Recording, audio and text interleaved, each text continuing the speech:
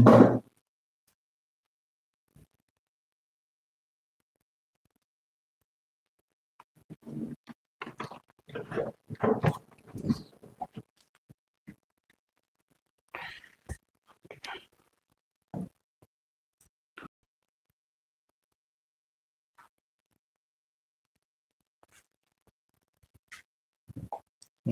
morning. Have you revised last class?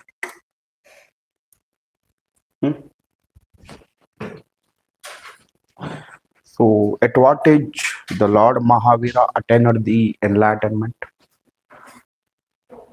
Eh, 40 or 32? 42. Okay. So, accuracy is very important. Okay. So, while you are writing an exam, okay. So, at the age of the 42, he attained the Kaivalya Jnana, means infinite knowledge. Okay. Three Ratnas related to which religion? What are those three Ratnas, three jewels? Three jewels or three Ratnas. What are those?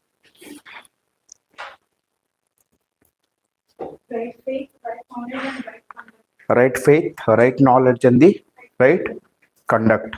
Okay. Then five great oaths, Panchashilas. What are those? Huh. Okay. Huh. Satya, Ahimsa, Asteya, Aparigraha, and Brahmacharya. Okay. So then four noble truth related to which religion? Buddhism. Noble truths. Arya Satya. Arya Satya means four noble truths related to which religion? Buddhism. Then eightfold path. Buddhism only. Okay. Then eightfold path. Ashtangika Marga. Buddhism. Okay. In which council the Buddhism divided into two sects, Hinayana and Mahayana? Fourth council. Organized by Kanishka. At where? At Kashmir. Okay. The first Buddhist council organized by Ajatashatru. Where? Rajagriha. Okay. So then, Chandragupta Maurya adopted which religion? Religion. Jainism. Under the influence of who influenced the Chandragupta Maurya to adopt the Jainism? Who influenced the Chandragupta Maurya to adopt the Jainism? Come here. Here. Okay. Now, who influenced the try to understand the question. Who influenced the Chandragupta Maurya to adopt the Jainism?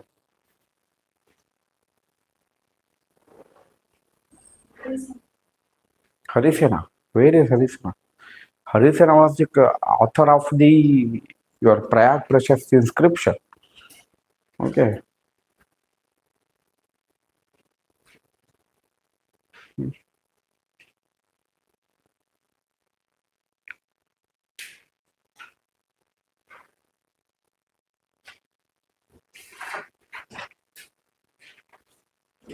Quick. Yesterday we have did now. We have completed till Gupta period. Okay.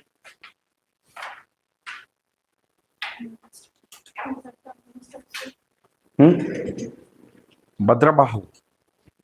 Under the influence of Bhadrabahu, the Chandragupta Maurya adopted the Jainism. Okay. After which war, Ashoka changed his policy from Digvijaya to Dharma Vijaya. After Kalinga War in 261 BCE. Kalinga War between Ashoka and the Kalinga War fought between Ashoka and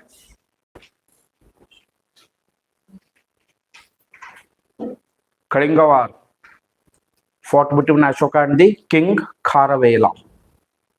Okay, Kharavela. Okay. where we can find the granaries of the Indus Valley civilization. Where we can find the granaries of the Indus Valley civilization. Harappa. Harappa discovered by in which year? Sir, British declared Indus Valley civilization in 1924 itself. 1921. 1921. Okay. Which river bank? On which river bank it's located? It is located. Ravi. Clear? Mohenjo-daro means mound of the dead. In Sindhi language, Mohenjo-daro means the mound of the dead. What are the archaeological remains we can find in the Mohenjo-daro? Bearded man. So then mother goddesses. The great bath. Then Pashupati Shiva. Yes or not? Okay. What are the metals used by IVC people? The metals used by IVC people? Copper. No, copper, bronze. Not iron, madam. I told you. They were aware about the copper, bronze, silver, and the gold. Not iron. Copper was the first metal which was used by the man. Okay, they can ask you which of the following metal first used by the man, that is copper. Later they invented gold, silver, these kind of the things. Okay, microliths related to which stage? Mesolithic. Where we can find the rock cut painting of the Stone Age. Where it is located? Where it is located? In which state it is located? Madhya Pradesh. Clear? Where Vardhamana Mahavira enlightened? That is Siddhartha. Okay, I'm asking you Vardhamana Mahavira. Jrumbika Grama. Jrumbika Grama. I told you. I think they shared your PPT. PPT share ಮಾಡಿದಾರೆ PPT? No? Okay. So you are also applied IB? Okay. Jrumbika Grama. Okay. It is there in your PPT. Okay. So we'll tell you to share them. Jrumbika Grama. Okay. So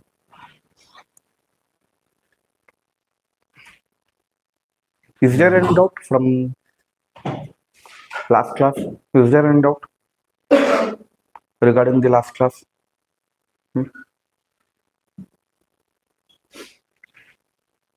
If you want notes for last class, you can ask them. Okay, they will provide. Okay, and the books. Okay, the books, important facts regarding history. Okay, I have provided to in the UPSC classes. Okay.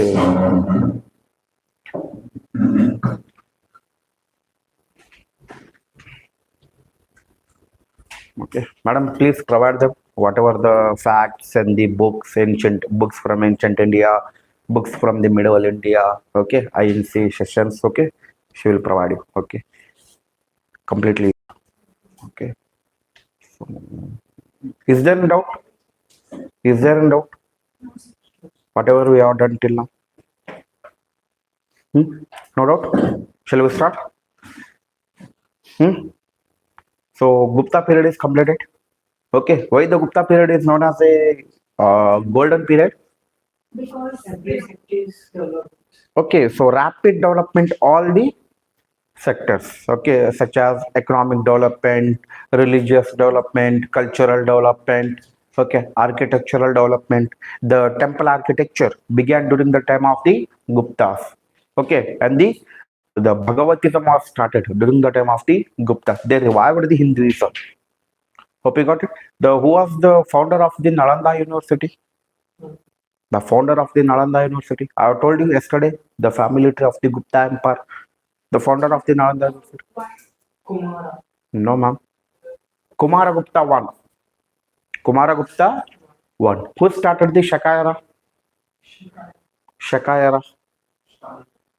That is Shaka era. Who started the Shaka era?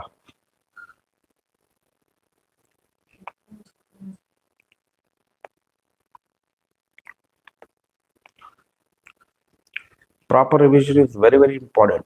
If you want to clear the exam, revision is must. Without revision, without PYQ, without solving the questions, you won't clear the any government exam.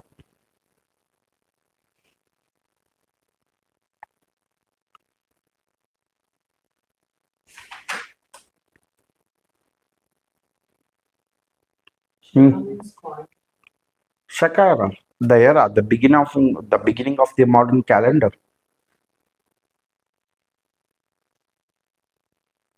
Kanishka, 78 CE. Remember 78 CE? Yes or not? Madam? You don't know? Here it is there.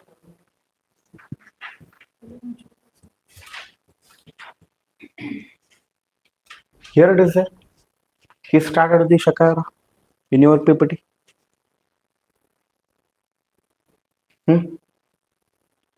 And he adopted the title called Devaputra. Who started the Gupta era? Gupta era? Chandragupta? No, sir. Chandragupta 1 or 2? Chandragupta 1. Okay. In which year? 320 AD or CE. Hope you got it? So, last class, we have completed the Gupta period. Now, we'll begin with the post-Gupta period. Okay. What is the state emblem of the Chera dynasty? Chera. Chera. State emblem. Chera. Not right. Bow and arrow. Okay. Chola. Tiger. Pandyas. Two fishes. Okay. So now we'll begin with the post-Gupta period. So now, see, after the decline of the Gupta period or Gupta dynasty, the major reason behind the decline of the Gupta dynasty was inefficient rulers. The last efficient king of the Gupta dynasty was Skanda Gupta. I told you yesterday, the Skanda Gupta restored the or repaired the Sudarshana Lake. Sudarshana Lake is founded by, established, built by Pushyagupta. He was the army commander or the minister of the Chandragupta Maurya. Okay, the last efficient ruler of the Gupta Empire was Skanda Gupta. Later were very inefficient rulers. Okay, it will lead to foreign attacks such as Huns. Huns attacked on the Gupta Empire and ultimately it will lead to decline of the Gupta Empire. So after the decline of Gupta Empire, again political disintegration was started in India. Same whenever the decline of the Maurya Empire was happened, again political disintegration. Remember the map? Okay, northwest part, okay, central India, Deccan part, southern part. Yesterday we have discussed the PYQs also regarding that particular map. Okay, same situation like here also. After the disintegration of the Gupta Empire, India divided into various regional kingdoms. Okay, so this is the map of the post-Gupta period. Okay, in post-Gupta period, very important kingdoms. One is the Pushyabhutis of the Thaneshwar. Another one is the Chalukyas of the Badami. Okay, the Chalukyas of the Badami. Then here Pallavas. Clear? So now then Rashtrakutas. Rashtrakutas also very, very important.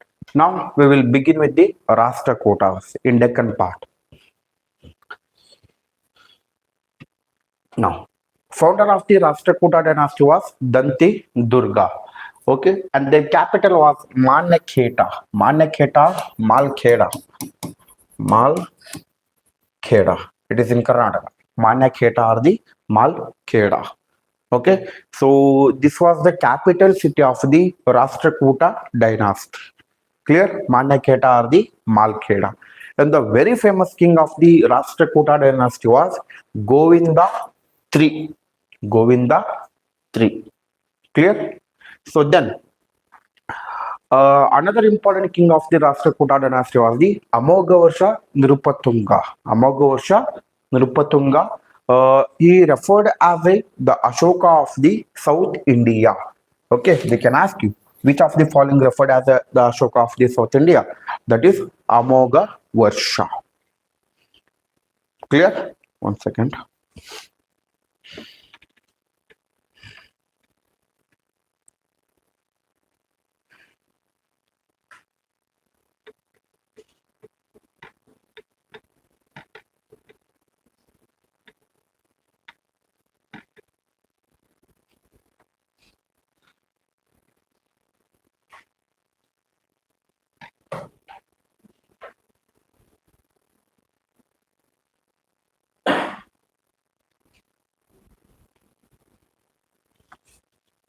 Clear? Shina. See, Amoghasha was a very good king, along with he was a very good scholar. Okay, he wrote very good the religious book called Prashnottara Ratnamala. Prashnottara Ratnamala in Sanskrit. Prashnottara Ratnamala in Sanskrit. Okay, this was a book written by the Amogha Varsha. Okay, Prashnottara Ratnamala.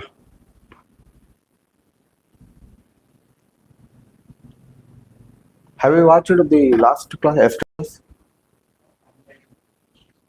online only? Okay. Have you completed that class, last class?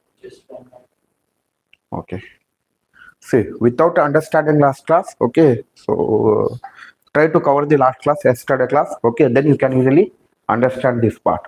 Okay, we have started from the beginning, okay, Stone Age to till now.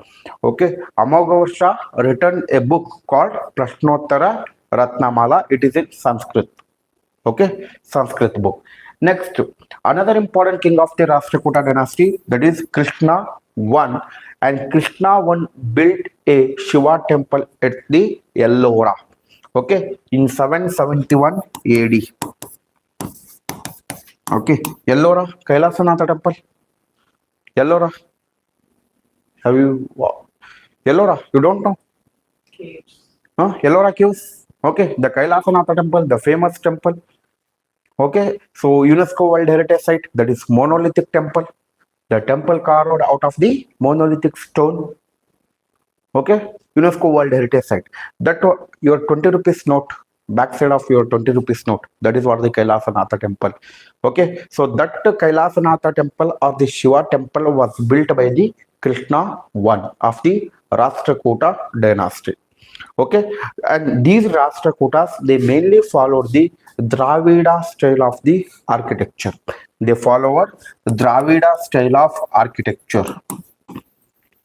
Dravida style of architecture. Gupta's patronized which style of architecture? Nagara style of the architecture. Okay, Rashtrakutas patronized Dravida style of the architecture. Clear? This is about the Rashtrakutas. Okay, so who was the founder of the Rashtrakuta? Dantidurga.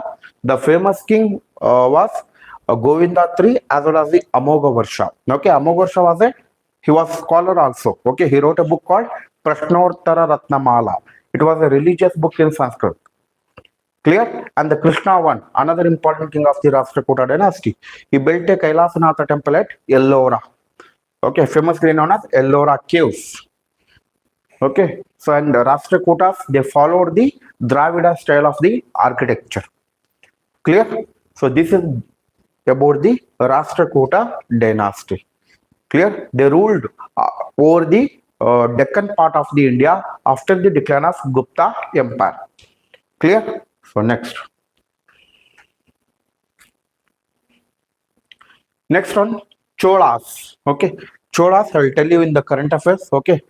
Okay, regarding it was in news because the Prime Minister visited to Gangaikunda Cholapuram. Okay, there may be a question. We can expect a direct question from the Cholas in your IB exam. So that's why we will take care of in the current affairs. Okay, so now we'll skip the Cholas. Done? Okay, clear? Buddhism, it is in your current affairs. Cholas, it is in your news. And the Marathas. Okay, why it was in news? We'll take care of it. Okay, later. Don't worry. Now, the another important kingdom of the South India after the decline of Gupta period, that is Hoysalas. Okay, Hoysalas. See, the founder of the Hoysala dynasty was Sala. Okay, So, and their capital was Dwarasamudra or Halebeedu in Hassan district. Okay, Hassan district. Their capital was Dwarasamudra or Halebeedu. And the Vishnuvardhana was a famous king of the Hoysala dynasty. Hoysala dynasty.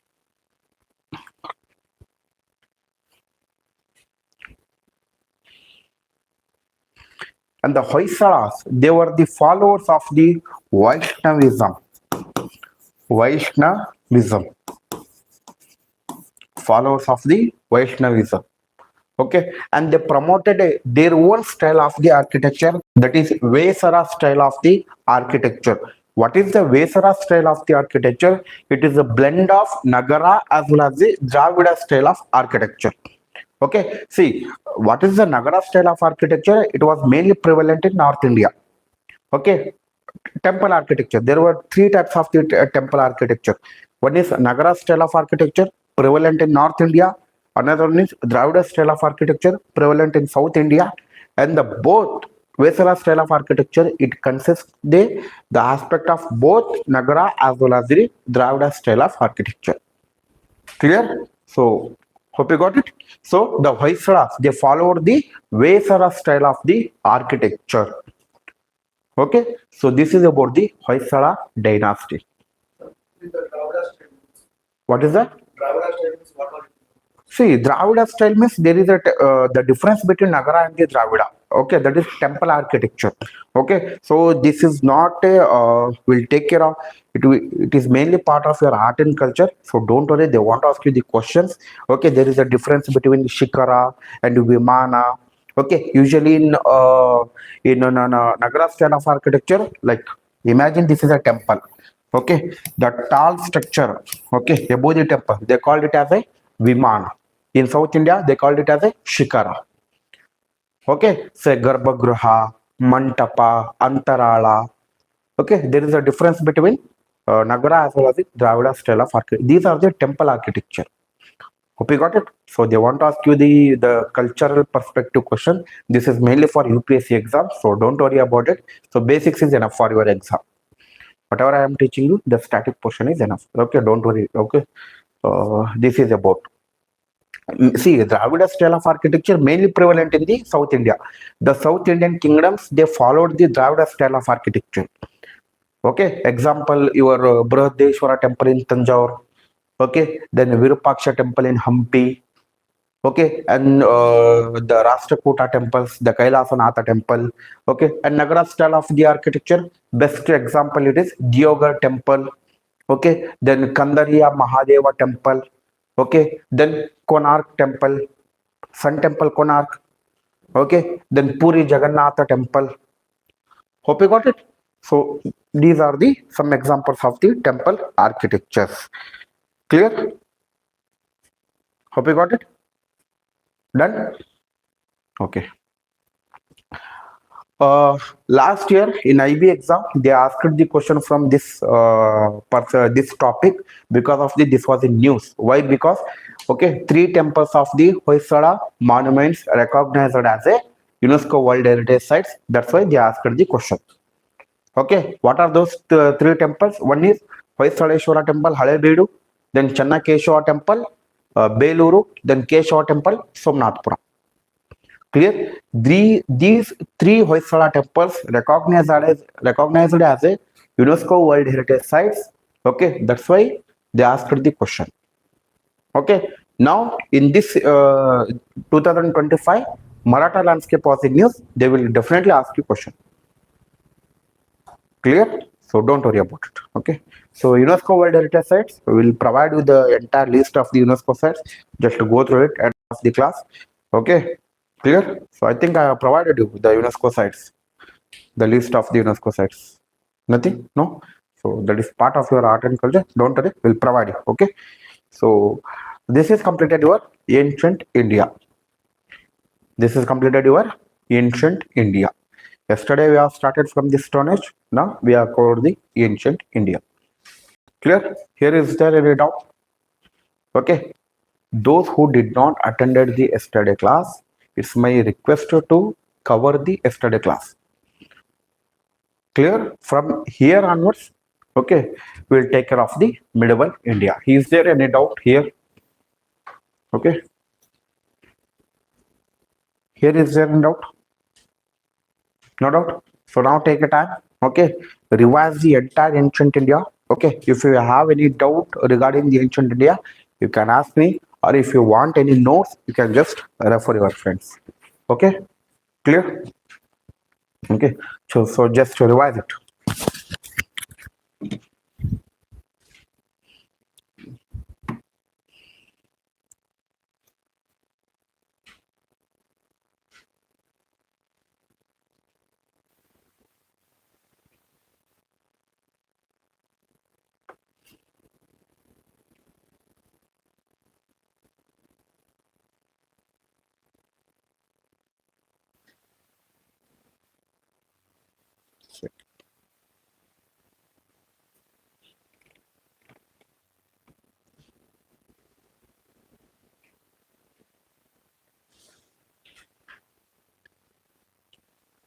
You are from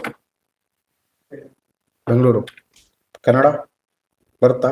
Okay. You? ಚಿಕ್ಕಮಂಗ್ಳೂರ, Kannada ಬರುತ್ತಾ? Okay. Notes ಏನಾದ್ರು ಬೇಕು, ಏನಾದ್ರು doubt ಇದ್ರೆ ಕೇಳಿ. Notes ಇದೆ ಅವ್ರ ಕಡೆ ಇದೆ, ಇಸ್ಕೊಳ್ಳಿ. Okay, I will share you the PPT. Just go through it. Okay. If you have any doubt, don't be hesitate. Any doubt ಇದ್ರೆ ನಂಗೆ ಕೇಳಿ. Okay.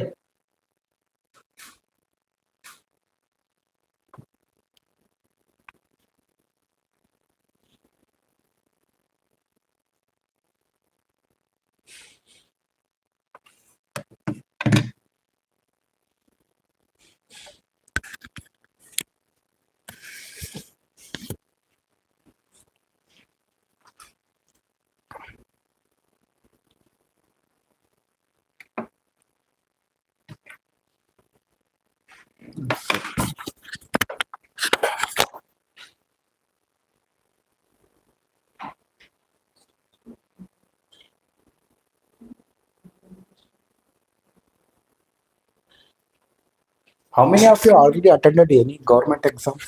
Government exams ಬರ್ದಿದ್ದೀರಾ? Which ಯಾವ exam?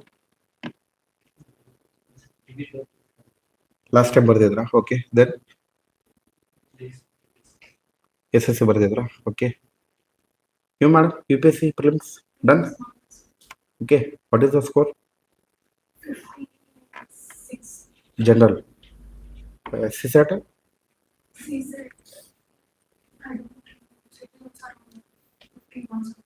ಓಕೆ. ಸೊ ನೀವು ಬರ್ದಿದ್ರಾ? ಯಾವ ಎಕ್ಸಾಮ್ ಬರ್ದಿದ್ರಿ? UPSC ಬರ್ದಿದ್ರಾ? ಓಕೆ. ಈ ಸಲ ಪ್ರಿಲಿಮ್ಸ್ ಏನಾಯ್ತು score? SC SAT. Yours, sir? Have you attended any government exam? Not yet. Okay. So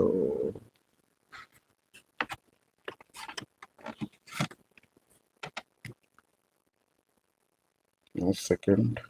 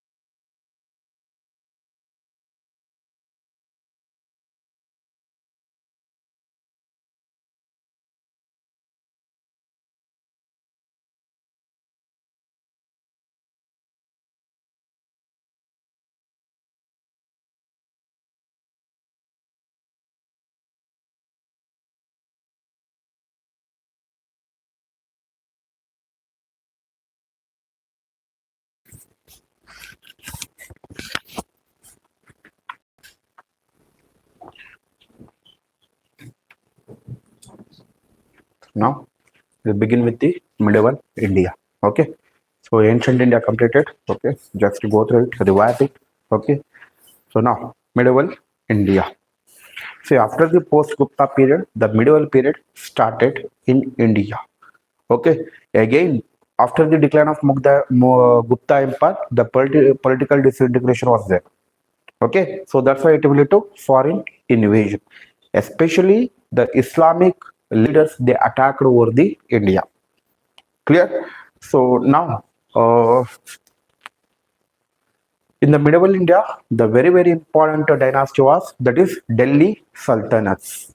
Delhi Sultanates. So the Delhi Sultanates, this is a chronology of the Delhi Sultanates. Very important. They can ask you the questions from the chronology as well as the match the following. Clear? So first one, before arrival, before establishment of the Delhi Sultanate, there were Rajputs in Delhi. There were Rajputs in Delhi as well as around the Delhi. Okay, so such as the Tomars, Chauhanas. Okay, so for the first time, Delhi became a capital under the Tomars. Tomars were the Rajput kingdoms. Okay, Thomas were Rajput kingdom. For the first time, Delhi. This was the question PYQ. For the first time, Delhi became a capital under the Thomas. Okay, so later Chauhanas. Okay,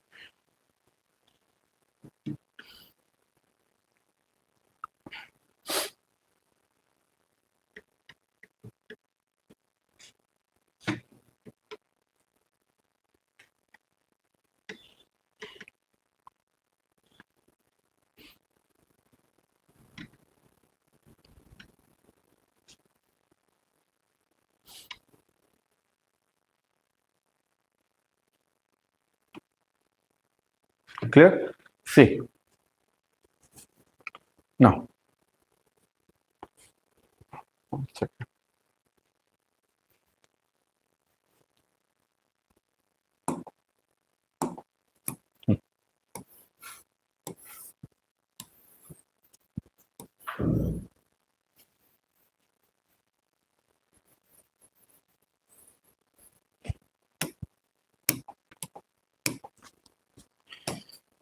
See, after the decline of Gupta Empire, okay, here which kingdom?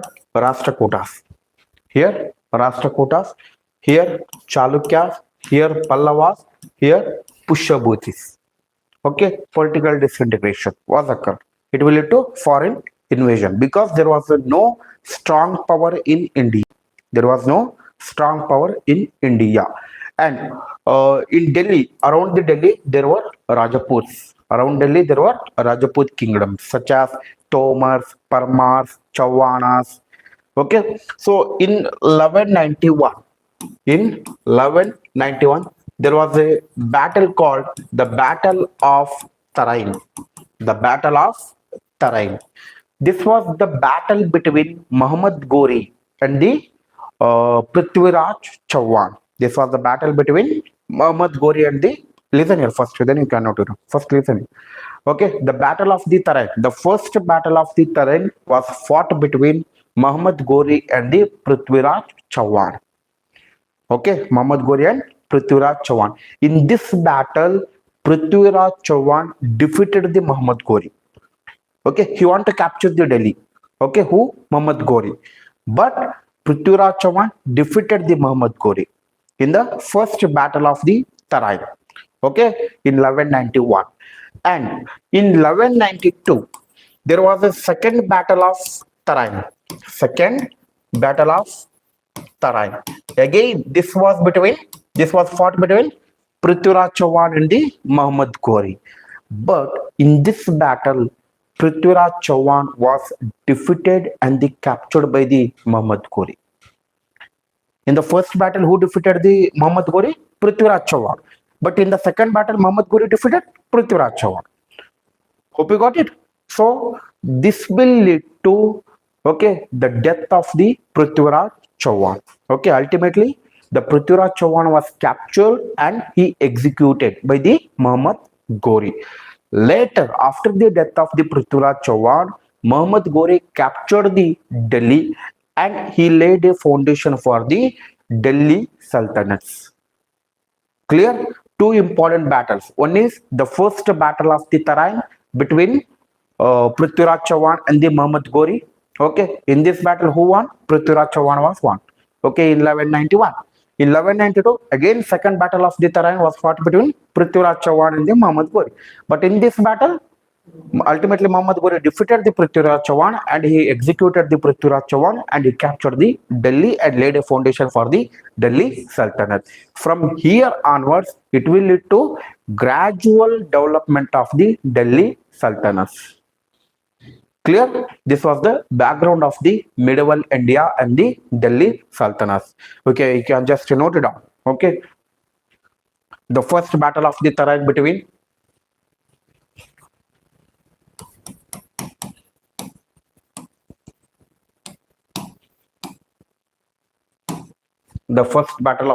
between Prithviraj Chauhan and the Muhammad Ghori. Okay, the first battle of Tarain between Prithviraj Chauhan and the Muhammad Ghori.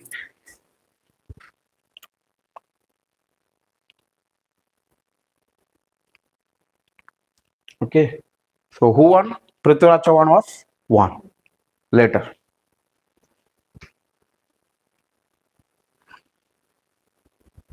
Next, the second battle of the Tarain in 1192 fought between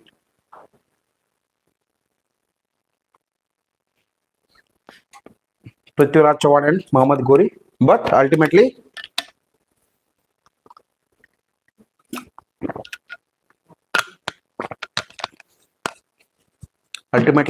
Muhammad Ghori defeated Prithviraj Chauhan and captured the Delhi. Done. Here is there any doubt? No doubt. So now, see, Delhi Sultanates, okay, consisted 5 families. Delhi Sultanate, it contains the 5 families. First one, slave dynasty. Next, Khilji dynasty.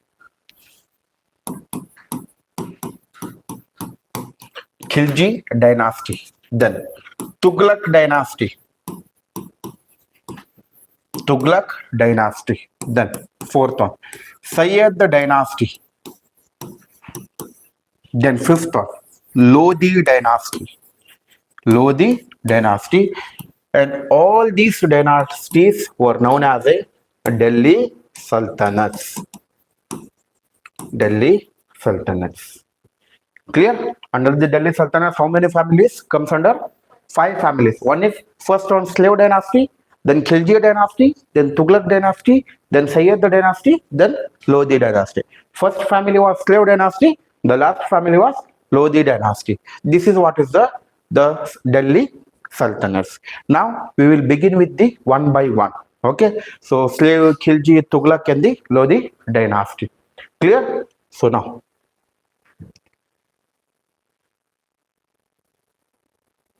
so this is a chronology I have given you. Okay, you can just go through it. The slave dynasty and the chronology: Khilji dynasty, Tughlaq dynasty, Sayyid dynasty, Lodi dynasty. Okay, just go through it. Okay, now you can just okay, go through it. See, before Delhi Sultanate there were Rajputs. Okay, but after the second battle of the Tarain, they laid a foundation for the Delhi Sultanates. Okay, why they were called as a Delhi Sultanates? Because their capital was Delhi. Okay, hence they were called as a Delhi Sultanate. Before arrival of these Islamic rulers, okay, the kingdoms which ruled over the Delhi was Tomars and the Chauhans. Clear? Hope you got it. Clear ಆಗ್ತಿದೆಯಾ? Okay. Okay, slave dynasty, Khilji dynasty, Tughlaq dynasty, Sayyid dynasty and the Lodi dynasty. Now, first one, we will begin with the slave dynasty. Why this was known as a slave dynasty? See, The slave dynasty was established, was founded by the Kutubuddin Aibak. Kutubuddin Aibak was the slave officer of the Muhammad Ghori. Kutubuddin Aibak was the slave officer of the Muhammad Ghori. See, after the death of the Muhammad Ghori, earlier he captured the Delhi and surrounding regions. Okay, but after the death of the Muhammad Ghori, this slave officer, he declared independence in the Delhi and he laid a foundation for the slave dynasty. Clear? He laid a foundation for the slave dynasty, and the founder of the slave dynasty was Kutubuddin Aibak. Slave dynasty also known as a Mamluk dynasty. Slave dynasty also known as a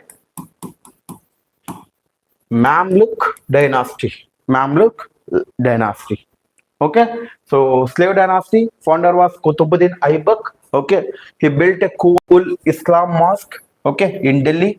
Okay, and he started a construction of the Qutub Minar. He started a construction of the Qutub Minar. Who started the construction of Qutub Minar? Kutubuddin Aibak. This Qutub Minar, okay, constructed in the commemoration of the Kutubuddin Bakhtiar Kaki. He was a Sufi saint. Okay, so why Qutub Minar? Why this Minar is known as a Qutub Minar? Okay, it was renamed after the Sufi saint was called as a Kutubuddin Bakhtiar Kaki. Avun nenpigagi idan kattiddu. Hope you got it? Okay, so this is what the Qutub Minar. Okay, the Qutub Minar constructed in the name of the Sufi saint called Kutubuddin Bakhtiar Kaki. Kutubuddin Bakhtiar Kaki, Sufi saint. Okay, clear? For his remembrance, the British. Done. So now, next, after the death of, see, Kutubuddin Aibak also known as a Lakh Baksh. Lakh Baksh. Because why he was known as a Lakh Baksh? Because Muhammad Ghori, okay, purchased Kutubuddin Aibak for a 1 lakh rupee. Because he was a slave. Okay, that's why he was known as a Lakh Baksh. Okay, so now, after the death of Kutubuddin Aibak, his son Iltutmish became a Sultan of the Delhi, very efficient ruler. Okay, Iltutmish, he shifted the capital from Lahore to Delhi. Earlier, the capital of the Delhi Sultanate, the slave dynasty was Lahore. Now they shifted capital to Delhi. Clear? Who shifted the capital from Lahore to Delhi? That is Iltutmish. Clear? And he introduced a system called Iqtadari system. Iqtadari system. Iqtadari system. What is the Iqtadari system? This is a system of land grants. Land grants. Hope you got it? System of land grants. Means lands were assigned to the officials, and these officials were responsible to maintain law and order, collecting the land revenue in that particular area. Clear? So land grants. So the Iqtadari system was started by the Iltutmish. Okay, and Iltutmish started Turkani Chahalgani. Turkani Chahalgani or Chalisa Turkani Chahalgani or the Chalisa. Means this is a group of 40 nobles, and these 40 nobles will assist the Sultan in day-to-day administration. Clear? So Turkani Chahalgani or Chalisa. Iltutmish, okay, he started Turkani Chahalgani or the Chalisa. Clear? Done? So next, he completed the construction of Qutub Minar. Who started the construction of Qutub Minar? Kutubuddin Aibak. Okay, who completed the construction of Qutub Minar? Iltutmish. Hope you got it? In Iltutmish, he introduced Iqtadari system. He introduced Chalisa or Turkani Chahalgani, and he completed the construction of Qutub Minar. Hope you got it? Clear? So next, after the Iltutmish, his daughter became a sultan of the Delhi, and she was Razia Sultan, the only female Muslim ruler, okay, in India. First and only female Muslim ruler in India, that is Razia Sultan. But our society is patriarchy society. These Chalisa or these group of 14 nobles, they did not tolerate the ruling of Razia Sultan. Hence, they ultimately captured the Razia Sultan. Clear? So she discarded the female parda system. This was mainly prevalent in the Islam. Okay, she prohibited the parda system in the inner kingdom. Clear done? Done? So,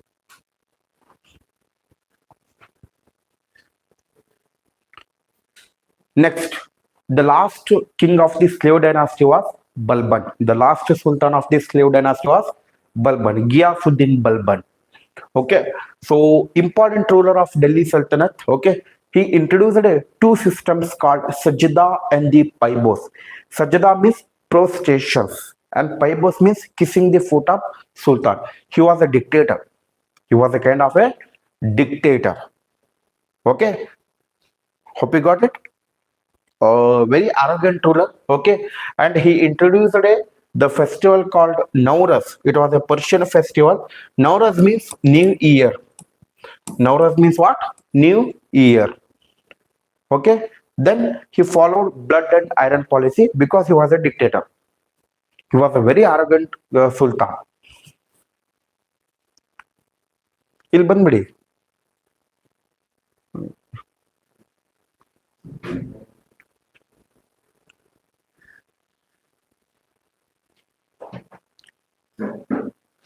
Hope you got it. Okay, Ghiasuddin Balban. Now, how many rulers in slave dynasty? Listen here. How many rulers in slave dynasty? First one, Kutubuddin Aibak. He started the construction of the Qutub Minar. Okay, and he was known as a Lak Baksh, and he laid a foundation for the Quwwatul Islam Mosque. Okay, that is next. Iltutmish. Iltutmish introduced the Iqtidari system, Turkani, Chalgani, and he completed the construction of Qutub Minar. Okay, so next to Razia Sultan. Okay, first and the only female Muslim ruler in India, and she prohibited the Parda system. Okay, then last ruler of the Delhi slave dynasty, Balban. Very arrogant ruler. He introduced a two system called Paibos and the Sajada, and he introduced the Persian New Year called Nowruz. Clear? So this is about the Balban. This is about the slave dynasty. Done? Hope you got it. Okay. Next, after slave dynasty, which family came into power? Khilji dynasty. Among the Khiljis, the only important sultan was Alauddin Khilji. Okay, founder was Jalaluddin Khilji, but the very important sultan was for Gujarat. Okay, Ranthambore, Chittor, Malwa, and Dwara as well as the Mewar. Okay, so next he adopted a title called Sikandar-e-Azam. Sikandar-e-Azam means second Alexander. Second Alexander. In which year Alexander was on India? In which year? Remember yesterday class? See.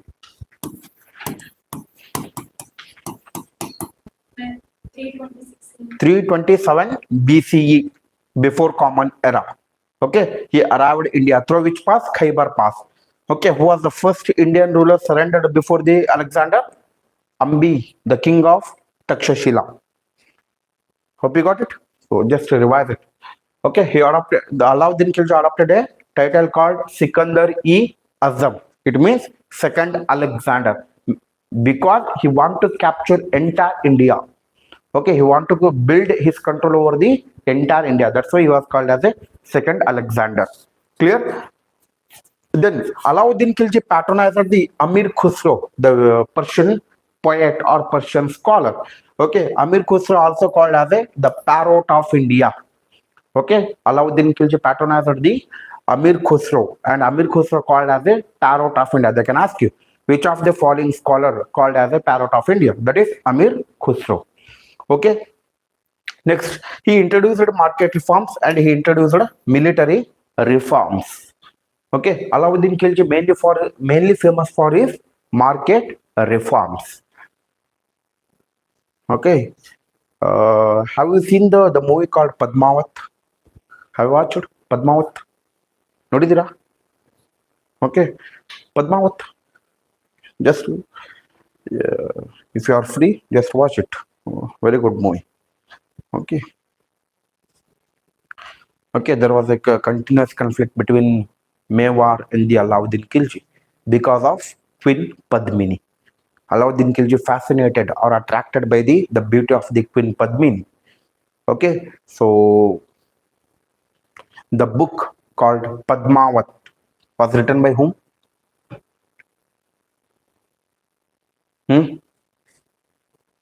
Book. There was a book called Padmavat written by.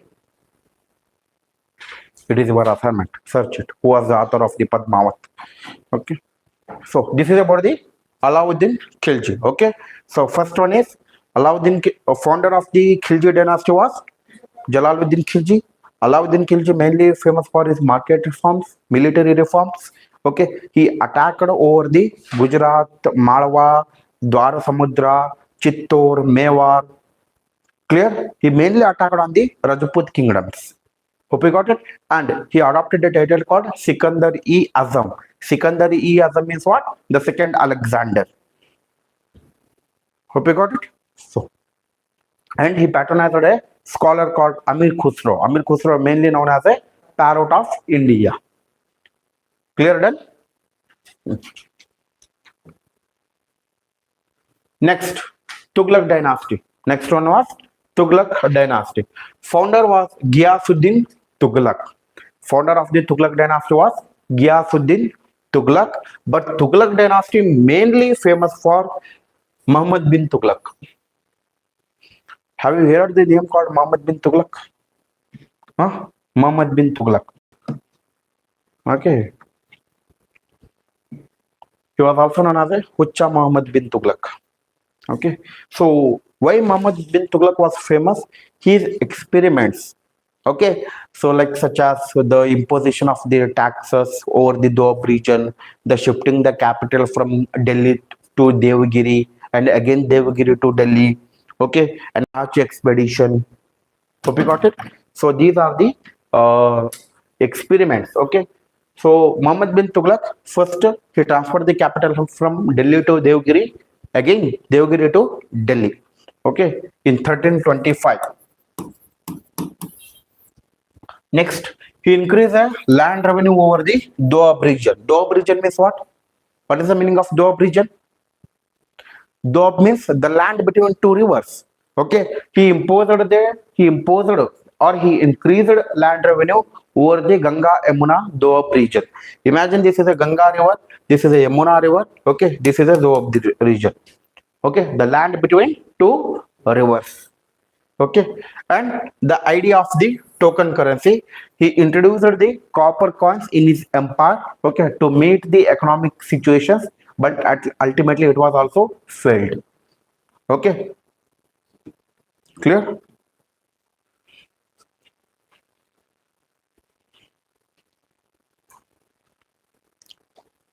This is about your Tughlaq dynasty. So done. Next, Sayyid dynasty. There was though that much kind of a efficient rulers in Sayyid as well as the Lodi dynasty. Hence, they won't ask you the questions. Okay, so don't worry about it.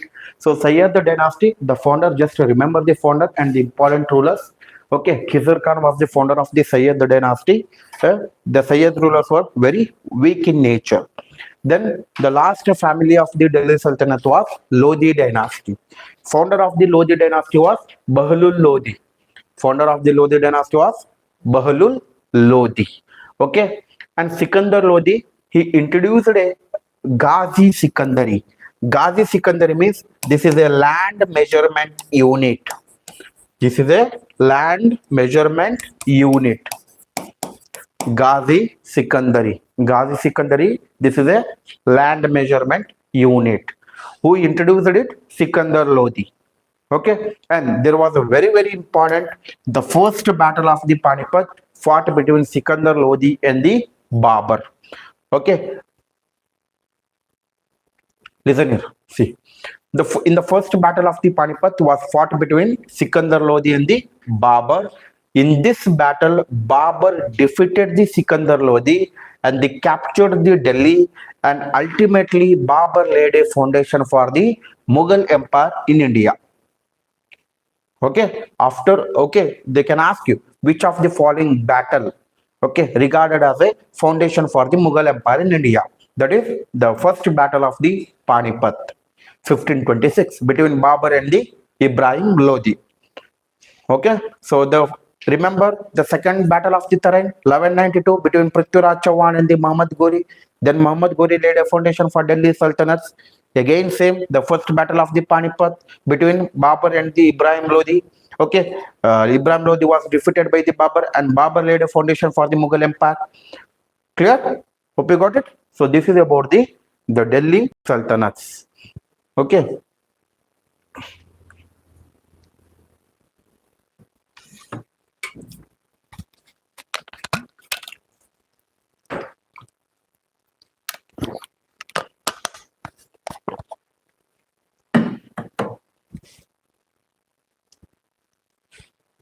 Done?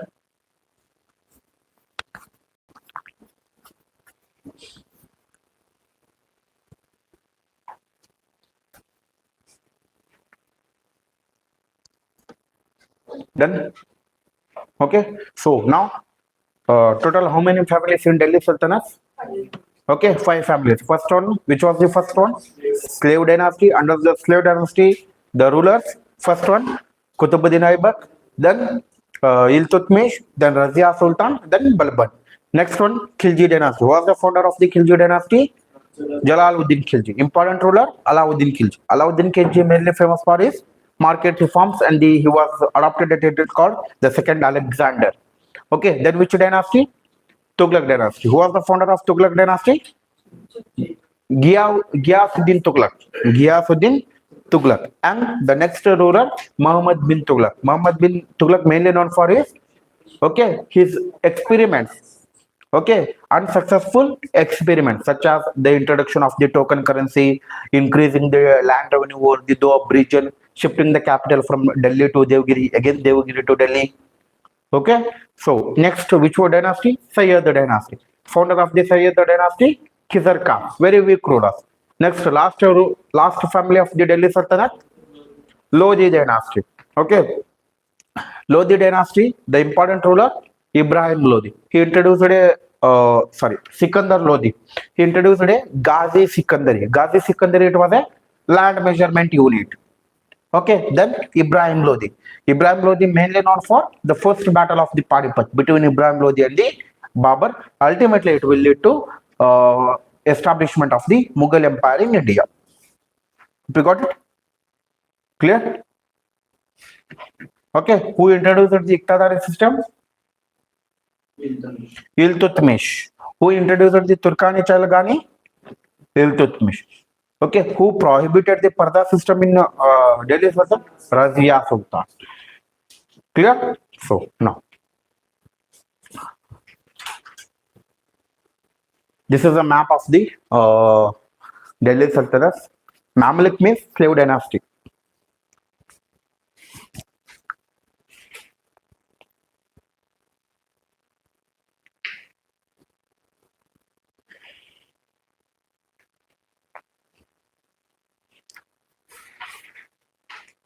Next, important terms regarding the Delhi Sultanate, regarding the medieval India, they can ask you.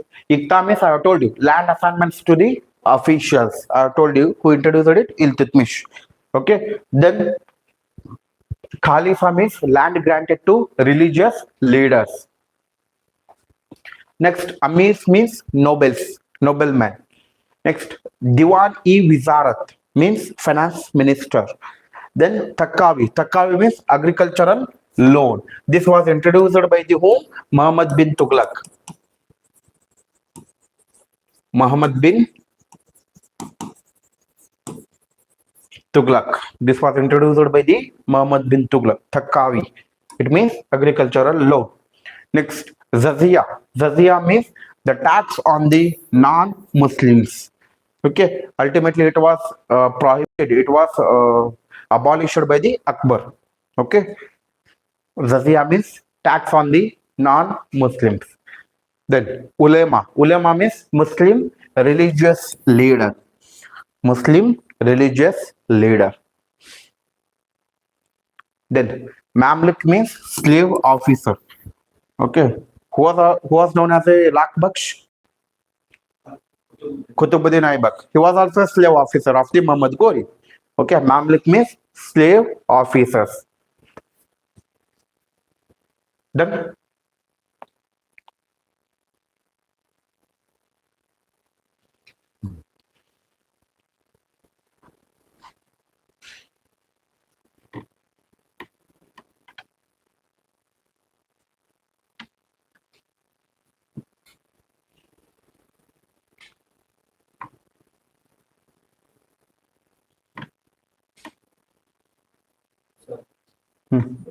okay.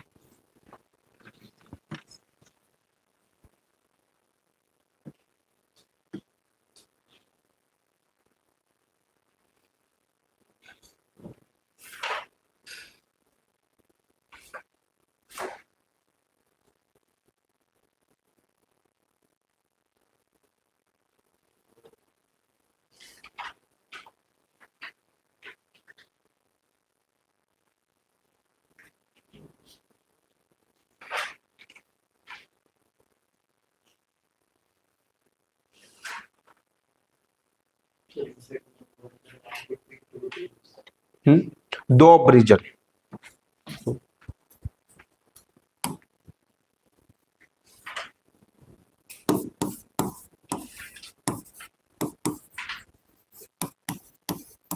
Doab region.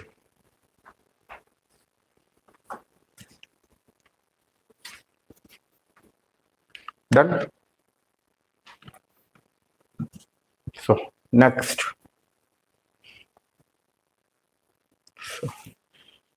So this is about your Delhi Sultanate. See, while Delhi Sultanates were ruling over the North India, there were regional kingdoms in South India. So Delhi Sultanates, they mainly concentrated in North India. You can just go through the map. Here, this is a map. During the time of the Tughlaq dynasty, the Muhammad bin Tughlaq, he want to transfer the capital from here Delhi, here Devgiri. Okay, because he want to capture over the South India, but it was failed. Okay, while these people were ruling over the North India, there were provincial kingdom in South India. Clear? Especially very important, that is Vijayanagara Empire.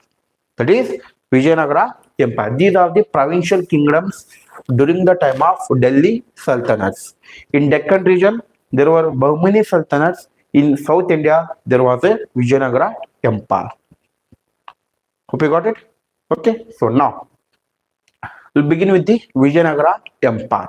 So Vijayanagara Empire was established by the two officials called Harihara and the Bukkaraya. Harihara and the Bukkaraya. Okay, so they served under the rulers, under the Kakatiya rulers of the Warangal. Previously, okay, these Harihara and the Bukkaraya, they served as the officials under the Kakatiya dynasty. Kakatiya dynasty mainly prevalent in the Warangal like Andhra region, Andhra, Odisha, that particular region.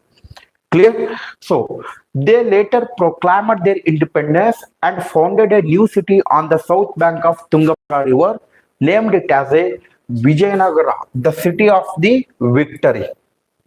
Okay, the city of the victory. So there was a book regarding the Vijayanagara Empire called Forgotten Empire. Forgotten Empire. Okay, this is your assignment to who was the author of this particular book. This is your assignment. Robert Sewell.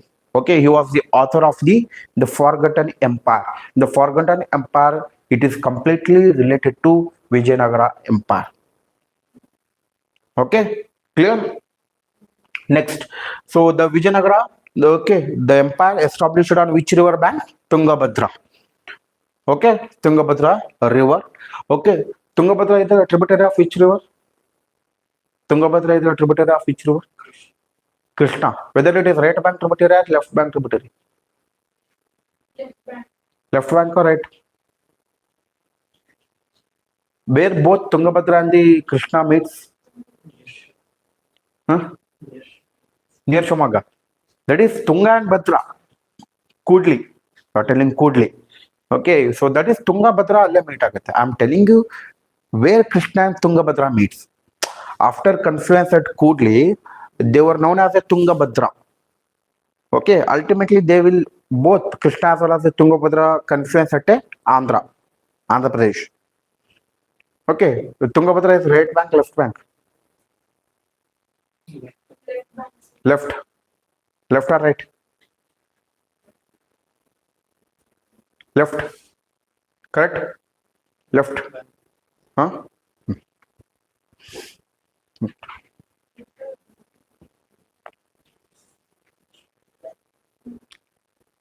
Left bank. Hmm? You don't know? Okay, 1 second. I hope.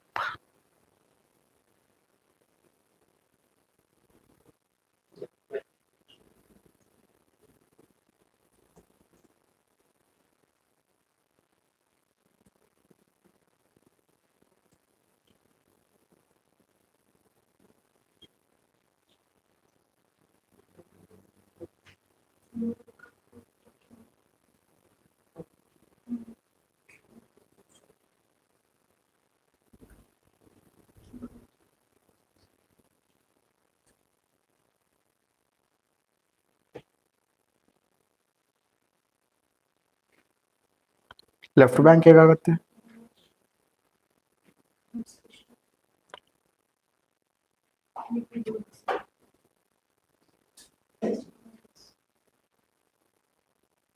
Hmm?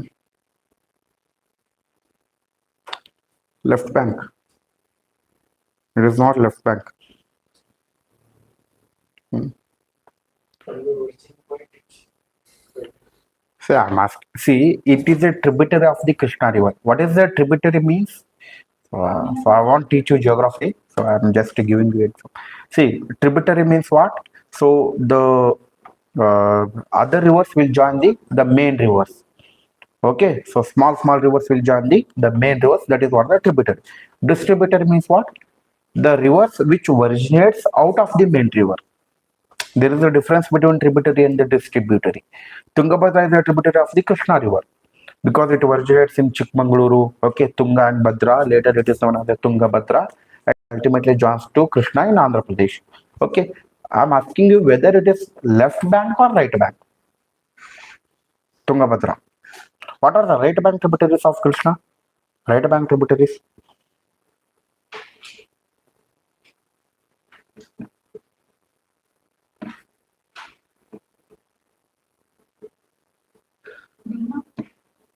Hmm.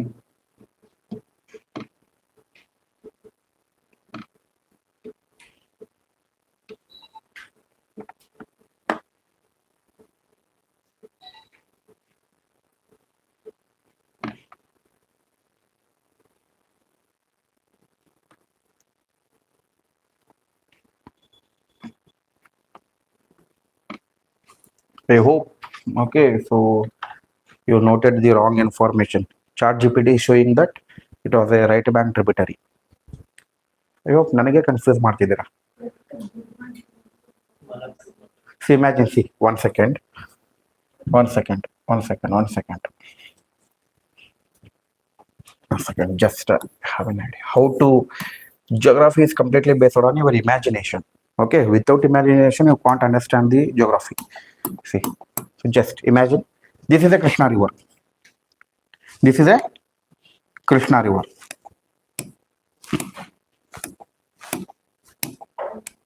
This is a Krishna river. Remember, this is a Krishna river from Maharashtra. It flows like that. Okay. Tungabhadra joins. Tungabhadra originates in Karnataka. Okay, and it flows over the North Karnataka part. This is how. Wait, 1 second.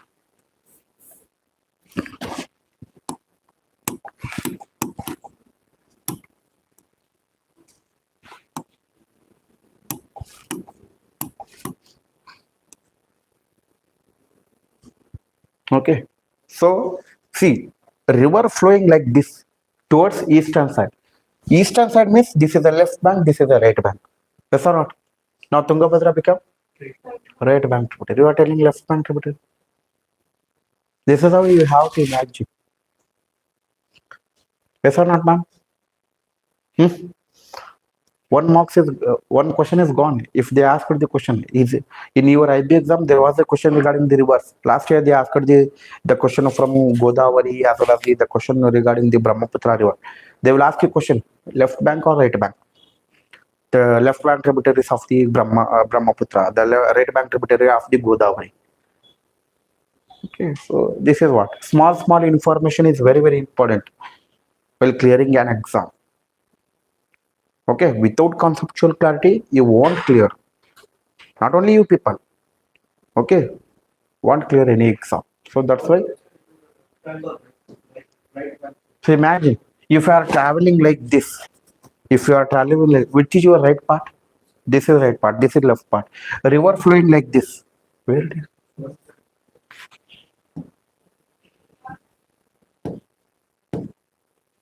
So, where it is?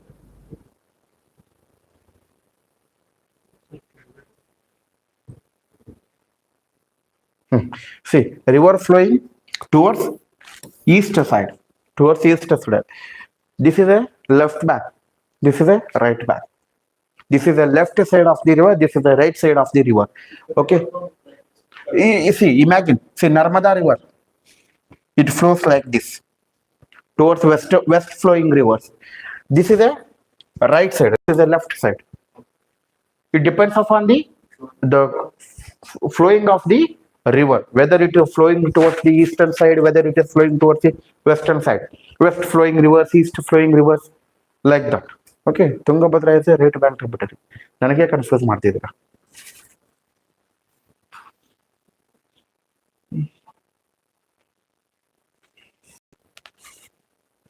Okay, so the Vijayanagara, come to history. Okay, geography is enough. So the Vijayanagara Empire established over the which river bank? That is Tungabhadra, established by the Harihara and the Bukkaraya. Okay, so Vijayanagara kingdom lay in the Deccan part and the south of the Bahmani kingdom. Okay, so imagine this is a India. Here Bahmani kingdom was there. Here Vijayanagara kingdom was there. Clear?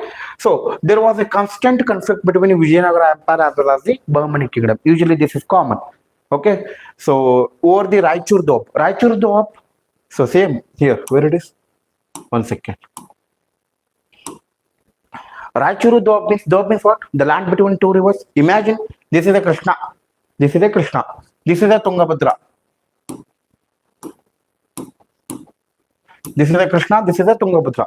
The Raichur district lies between the two rivers. This is a Raichur Doab. This is a Raichur Doab. Doab means the land between two rivers. Okay, the northern part, that is Krishna river. Southern part, that is Tungabhadra river. Okay, so there was a continuous conflict between Bahmani kingdom and the Vijayanagara empire over the Raichur Doab. Why the empires they will fought over these kind of doabs? What is the usage of the doab? Fertile land. Because the land between two rivers, usually deposition will be there. Okay, what kind of deposition? Alluvial plains. Alluvial soil is very fertile, very rich in potassium. Okay, it will lead to agricultural growth. It will lead to huge land revenue. Yes or no? So that's why they will continuous conflict over the Raichur Doab. So that is what.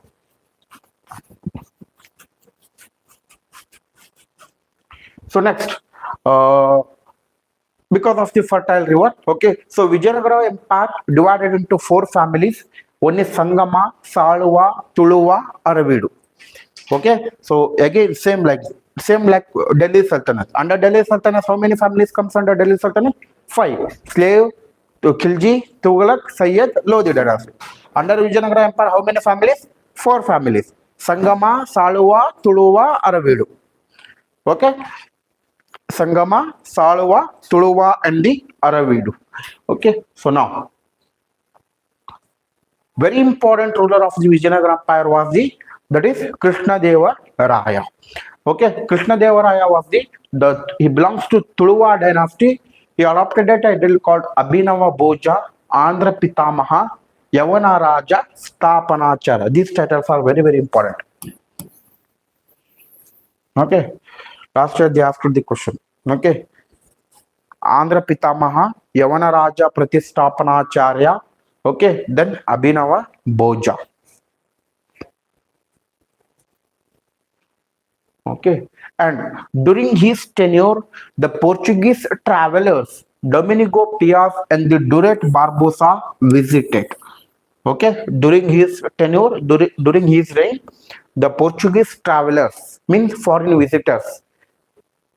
Okay, so Domenico Pias and the Duret Barbosa visited.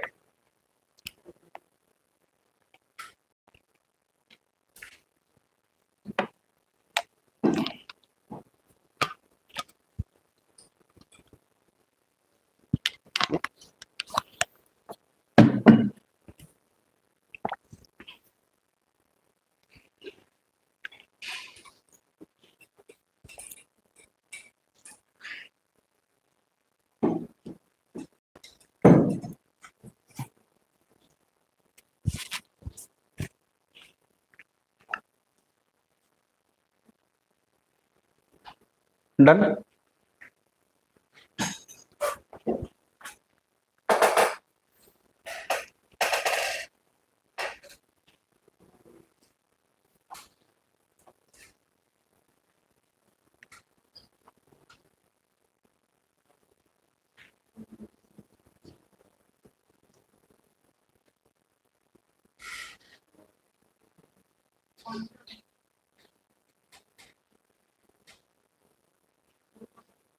Done. Clear? So this is about the Vijayanagara Empire.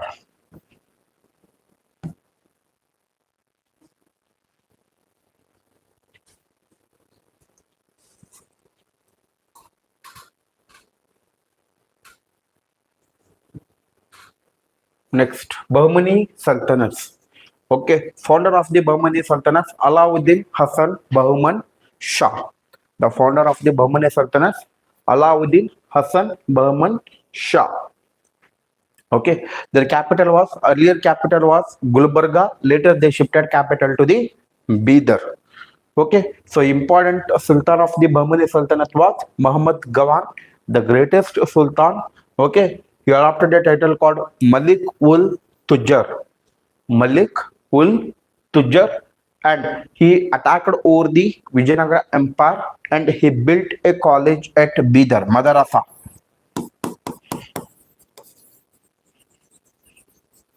Madarasa. Okay, Madarasa means the educational centers during the time of medieval period.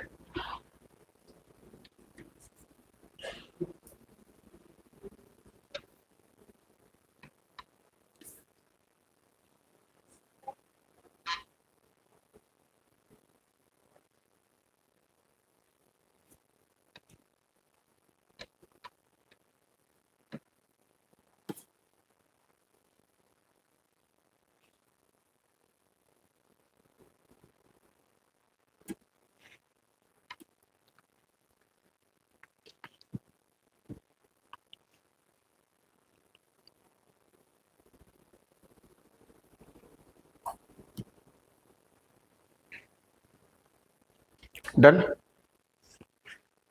So now listen here. See, there were important works of the Krishna Deva Raya. Okay, so first one, you can just note it down. Important works of the Krishna Deva Raya. First one, Amukta Malyada. Amukta Malyada. This was written in Telugu.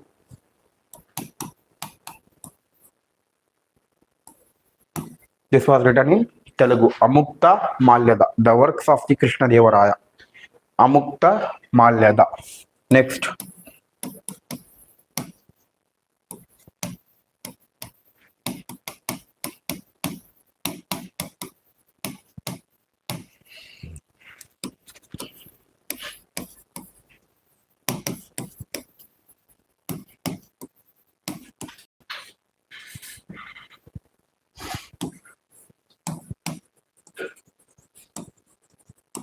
Okay. Amukta Malyada. This was in Telugu. This was written in Telugu. Then Jambavati Kalyanam and Usha Parinayam. These books were written in Sanskrit.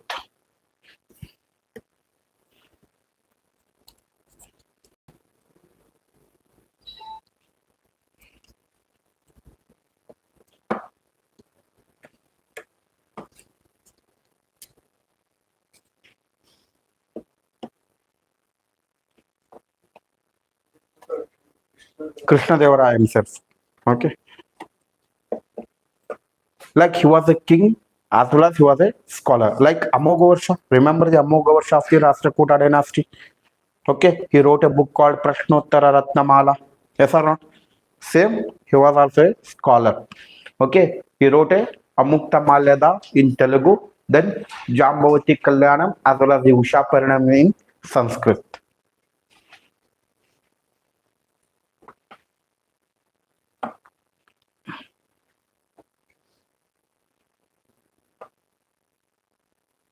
Done?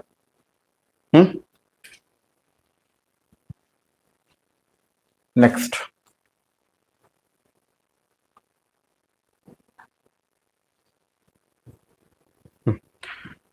This is about your Delhi Sultanates. Okay, we can just revise it from the beginning. Okay, then we will begin with the next chapter. Revise it quick. Revise it.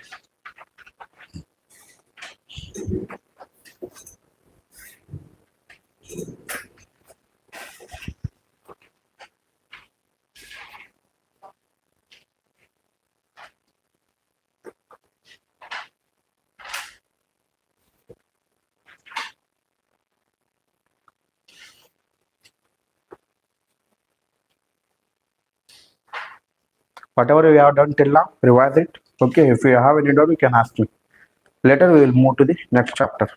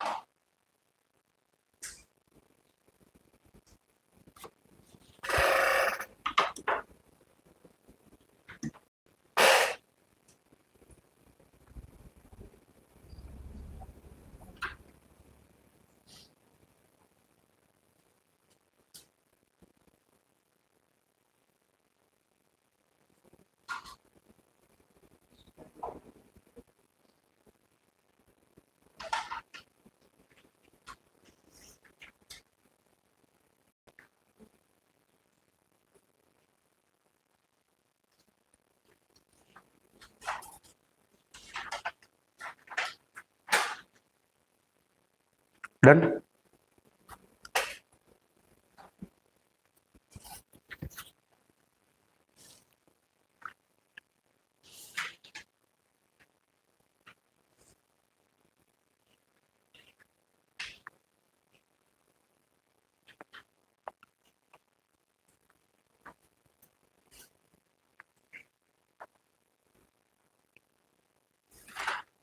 Done, sir. Done. Is there any doubt? Huh? No doubt. So we'll take a break 10 minutes. We'll take care of it later. Okay.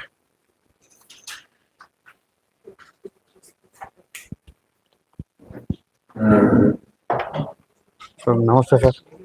हाँ sir ಆರಾಮಿದ್ದೀರಾ sir ಹೌದು sir weak ಆಗಿದ್ದೀರಾ ಒಂದು ನಿಮಿಷ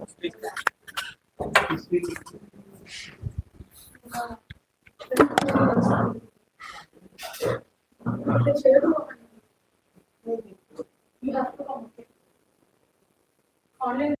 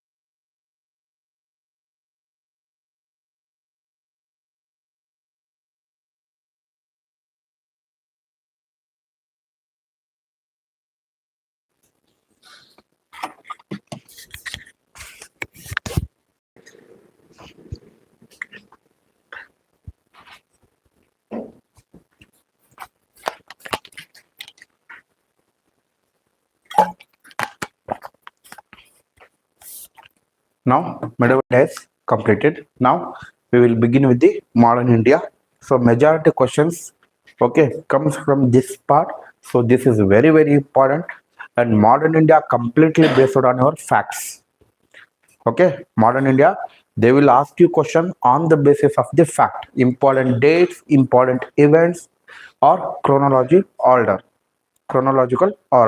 So that's why this is very very important, completely based on your fact. Okay, you have to focus on personality based questions.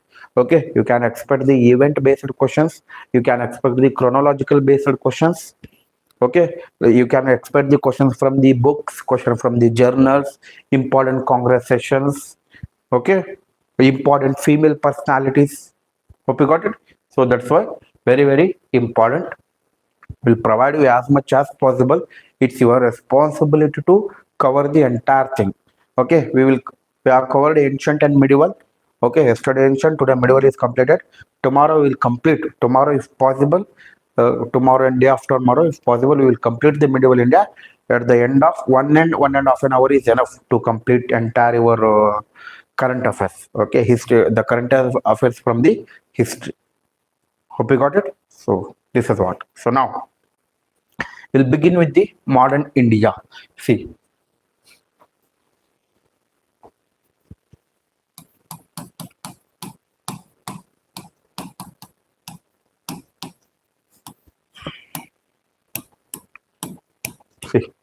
modern India.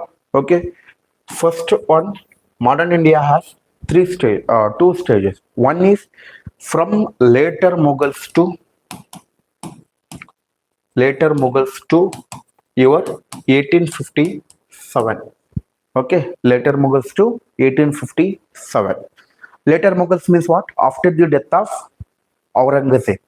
Okay, Aurangzeb was died. Okay, so I told you during the time of Jahangir, the British officials visited to seek the permission regarding the trading activities in India, and they want to set up a factory at the Surat. Ultimately, they were succeeded.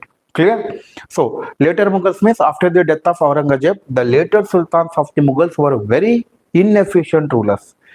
Okay, example Shah Alam II, Bahadur Shah, okay, Rangila. Clear? These were very inefficient rulers. So hence it will lead to advent of the Europeans in India. Okay, so this is what first phase from later Mughals to till 1857. 1857. What is the 1857? Why 1857? The first war of Indian independence. Clear? The first war of Indian independence. Next, from 1857 onwards to till your 1947. Till your 1947. Within this phase, 1900 to 1947, majority questions in your exams comes from this 47 years of history. Okay, majority questions. Okay, ಈ 47 years history ಇಂದನೇ majority questions ಬರ್ತವೆ. Hope you got it. So we can expect 1 or 2 questions. It may be 1 or 0 in. Okay, there were a lot of shifts in your IB exam because that is online exam. So we can expect the question. So your main focus is to be this phase and facts. Clear? You should focus on this phase. Hope you got it. Okay, it does not mean that you ignore this portion. Okay, I will tell you what are the important aspects regarding this portion from your exam perspective. Just cover it. Okay, using your basic knowledge, you can easily deduce the answer. Hope you got it. I hope you prepared well for the UPS exam. If you prepared for the UPS exam, these exams, okay, not that much difficult. Okay, you can easily grab the opportunity. You can easily clear this exam. Hope you got it. Whatever I am telling you. Okay, so try to focus on this portion. This is also important, but we'll focus, okay, very important areas. Okay, so we won't able to cover entire the things within a limited time. Okay, friends, we'll focus important things. Hope you got it. Now we'll begin with the modern India. Modern India especially begins with the decline of the Aurangzeb, and the major events occurred along with the arrival of the Europeans, Portuguese, okay, next British, next French, next Dutch. Okay, so now we will begin with the Advent of the Europeans.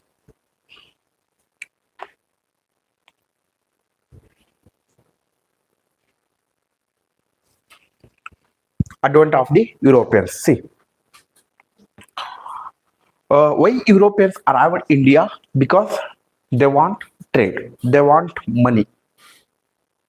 Okay, they want to expand their trading activities throughout the world. Okay, Europeans. During that time, Portuguese were very, very strong.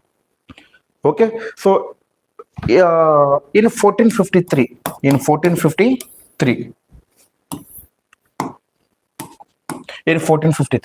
this is a place called Constantinople. This is a place called Constantinople. Previously, it was controlled by the whom? Europeans. But in 1453, Ottoman Turks, they captured this portion. They captured this portion. Previously, before 1453, this portion will act as a bridge between Western world and the Eastern world. This portion acted as a bridge between the Western world and the Eastern world. All the trading activities, okay, were happened through this bridge before 1453. Clear? Now, Ottoman Turks, they captured this portion and they prohibited the European trading activities in this region. They prohibited the European trading activities in this region. Now, Europeans were in crisis, were in dilemma. Now, they want to discover a new trade route towards the eastern portion of the world. Okay, hence during this period was also marked a renaissance in the European region. Renaissance means what? A rebirth, revival, okay, revolution, reform. Hope you got it. So hence Europeans decided to invent or discover a new trade route towards the East India, toward the eastern part of the world, because Turks were prohibited here. Okay, hence there is no option for the Europeans. They want to invent their own route. Okay, so Portuguese were the first Europeans who decided to discover a new trade route towards the eastern part of the world. Okay, what is the intention behind the discovery of new route? Trading. Hope you got it. Okay, now see, Portuguese kings, they patronized the invention of the new trade routes. Okay, there was a person called Vasco da Gama. There was a person called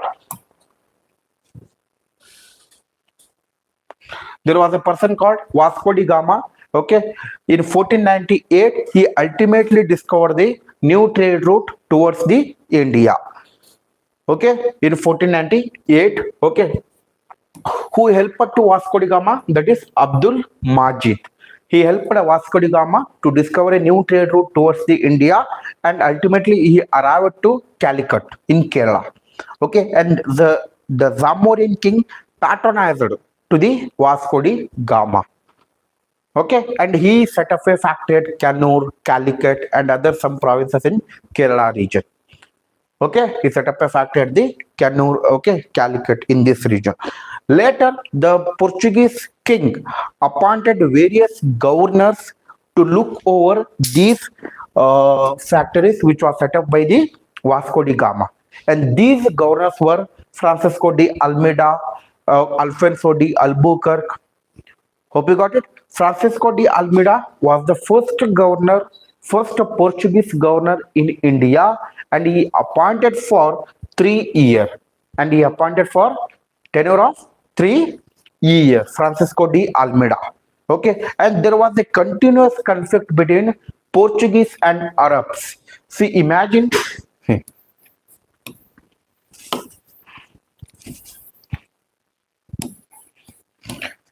They set up a factory in this region, Kerala region. Okay, this is the Arabian Sea region. Okay, here previously Arabs, okay, they were doing their trading activities in the Arab region. Okay, now Portuguese were arrived, so it will lead to conflict between the Arabs as well as the Portuguese because of the trading activities. Okay, so and Francisco de Almeida introduced the blue water policy. He introduced a blue water policy. Blue water policy means this is also known as a kind of a permit system, license system. Okay, so just a fact, completely fact, it is based on completely fact. ಇಲ್ಲಿ ತುಂಬಾ concept ಇದೆ. Here there is a lot of concept, but for your exam all these are unnecessary. Okay, that is not required. Next, another Portuguese official, that is Alfonso de Albuquerque. Okay, the real founder of the uh, Portuguese Empire in India, and he introduced a permit system and he abolished a sati in the coastal part of the India. Okay, they asked this question previously. Which of the following Portuguese official related to abolition of the sati? That is what Alfonso de Albuquerque, and he established two new headquarters, that is Goa and Kochi, and he introduced the policy of mixed marriage in Goa. Mixed marriage means what? Marrying the local women. Marrying the local women. The intention behind this policy was to the Portuguese, they want to assimilate with the local culture. They want to assimilate with the local culture, local tradition, because they want to survive here for a long period. That's why they want to build this strong foundation here. Hope you got it. So that's why they introduced a mixed match system. Then another important governor of the Portuguese, that is Nino da Cunha. Okay, so Nino da Cunha, he acted as a mediator between the Bahadur Shah of the Gujarat and the Humayun. During that time, Mughal Empire was there in India. Okay, there was a battle between Bahadur Shah and the Humayun, and Nino da Cunha acted as a mediator. Okay, so now Portuguese were the first Europeans who arrived in India, and they were the last Europeans who left India. Hope you got it. In 1961, the Goa captured by the Indian government. Hope you got it. So they can ask you, who was the first Europeans arrived to India? That is Portuguese. Who was the last Europeans who left India? Portuguese. Clear? So next. This is about the Portuguese. Okay, they set up a Hooghly port. Okay, port on the river bank of Hooghly, and they established monopoly over the salt production as well as the tobacco. Tobacco was introduced by the Portuguese. Next, they promoted the Christianity. They promoted Christianity. Now you can see in Goa. What is the major religion in Goa? Christian. Majority of the churches are there because of the Portuguese. Okay, the kind of a mixed marriage policy. Okay, I told you, Christianity. Next, they treated Hindus and Muslims as their slaves. Okay, and they used Hindus and Muslims, okay, as a commodity for their trading activities. Clear? Next, I told you, Rudolph Aquila and Antonio Montserrat. Ibadat Khana discussion. Remember, Ibadat Khana discussion are organized by the Akbar. Yes or not? Remember? Told you na? I told you. He invited various religious leaders from the different religion from Christianity who participated. Adolf Aquila and the Antonio Montserrat. Means during the time of Akbar, Portuguese were already there in India. Clear? Portuguese were already there in India. Next, why the Portuguese declared India? Because of their religious policy and the dishonest in the trading activities. Okay, they treated Hindus and Muslims as their slaves. Okay, that's why their unpopular policies will lead to decline of Portuguese in India. Clear? After Portuguese, who arrived? The Dutch. Okay, Cornelius de Houtman. Okay, he was the first Dutch official who reached to India. Okay, they set up a factory at the Machilipattanam. Okay, this was in Andhra. Okay, it will lead to the arrival of the Dutch will lead to threat to the Portuguese, because Portuguese were already doing trading in India. Okay, these were also Europeans, so it will lead to some threat, and they capture the Nagapattanam. Okay, they set up a factory at Pulicat. Okay, their important trading centers: Surat, Karaikal, Chinsura, Kasim Bazar, Baranagar, and their trading commodities were silk, cotton, rice, apim. Okay, they mainly focused on trade, not an empire like Britishers. British, they focused on trade, then they built an empire in India. Dutch, they only focus on trade, not a empire. Okay, and the Battle of the Hooghly, very important fact. The Battle of the Hooghly in 1579 was fought between British as well as the Dutch. Ultimately, British was won in this battle. Clear? So this is what the regarding the Dutch. Okay, speed ಆಗ್ತಿದ್ಯಾ? Huh? ಆಗ್ತಿದ್ಯಾ? We can't do anything. Okay, because we have to burn by time. Time ಕಡಿಮೆ ಇದೆ, ಏನು ಮಾಡೋಕ್ಕಾಗಲ್ಲ. Okay, we have to complete within 2 days. We have to complete the history as well as your current affairs. Current affairs ಬೇಡವಾ? You want everything. So that's what I want to provide, everything within the limited time. So don't worry. Okay, so these are the very factual. Okay, before exam try to revise it for 2 to 3 times. Okay, you can easily understand these topics. Okay, it is completely based on fact. Okay, don't worry. Next, English. Okay, because ಇಲ್ಲಿ ಯಾಕೆ speed ಆಗ್ತಿದೆ ಅಂತ ಕೇಳಿದ್ರೆ, because from 1900 to 47 years where we will focus. Okay, this is very factual kind of. Okay, so these are very less important. Next, English, British. Okay, so in 1599, okay, there was a group called Merchant of Adventures. Okay, so in 1600, the Queen Elizabeth, she granted the charter to the East India, okay, East India Company to do the trade in the eastern part of the world. And I have told you, Captain William Hawkins and the Thomas Roy visited the Jahangir's court. Okay, they want to seek permission from the Jahangir for trading activities. Okay, 1609. Okay, and ultimately these people, they set up a factory at the Surat. Okay, next, then Portuguese, they transferred Bombay as a dowry to the Britishers. Okay, next, the Golden Farman granted by the Sultan of Golconda to the Britishers. Golden Farman means trading license. Okay, duty free trade, tax exemption. Okay, next, the ruler of Chandragiri, he was also granted the permission to the Britishers to do the trade in his region, in his kingdom. Clear? This is about the Britishers. Okay. Next,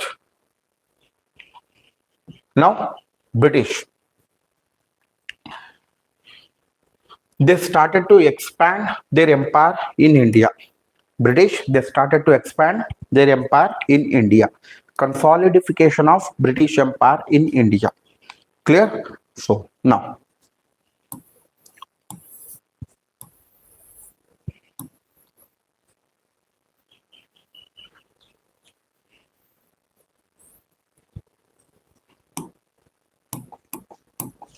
see, before arrival of the Britishers, Mughal Empire was disintegrated. Okay, there were three important provinces. Okay, during the time of after the decline of the Mughal Empire, and there were a lot of provinces which declared independence. Okay, such as in this region, Bengal. Okay, in South India, Hyderabad. Sorry, in Deccan region, Hyderabad. Here, Marathas. Here, Mysore. Okay, so here, Sikh rulers or Punjab region. Okay, next here, Jats. Okay, here, Jats. So this is the situation of map of India before arrival of the Britishers. Clear? So Punjab region, Jats, Bengal, Maratha, Hyderabad, Mysore. Okay, now they want to capture, they want to consolidate the power throughout India. Okay, so first focused on Bengal. First they focused on this region. Why Bengal? See, why Bengal? Because it is a Doab region, Ganga Yamuna Doab region, Ganga basin, very fertile land, alluvial plain, alluvial soil. Yes or not? Alluvial plain. Okay, hence they first focused on the Bengal region, and during their time there was a political disintegration, political dilemma in Bengal.